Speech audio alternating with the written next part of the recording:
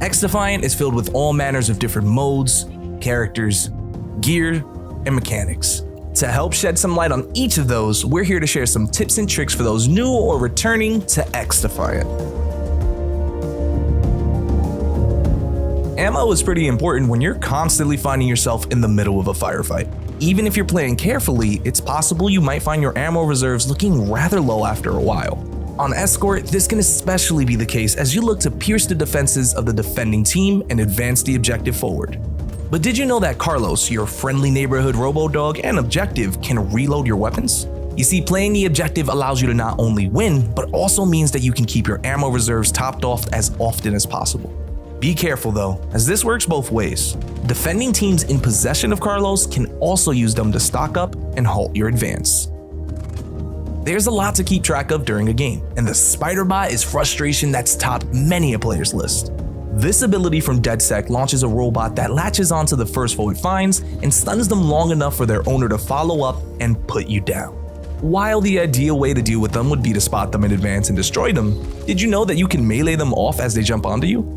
Even seasoned XDefiant players would be forgiven for not knowing this one, as it's not the first reaction you might have upon encountering one. By mastering this technique, you can ensure you save ammo and stay intact to counter the enemy offensive. Before you hop into the game, we'd recommend taking a look at your settings. There are a lot of customization options available to you in there, but one thing we'd recommend in particular is looking over your key bindings. While you can slide, use devices, and crouch using the keyboard, we found it incredibly useful to rebind these keys to our mice.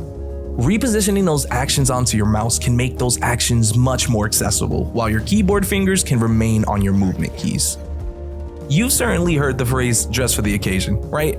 Well, custom loadouts are a way to create an outfit for every occasion. If you favor a particular faction, it will benefit you to take some time to play with your weapon loadouts. Tweaking your weapon stats can turn your Echelon Operator into a fast, rapid-fire flanker, or your Phantom into an unflinching ammo-dumping machine. It might also be helpful to create loadouts for certain game modes as well.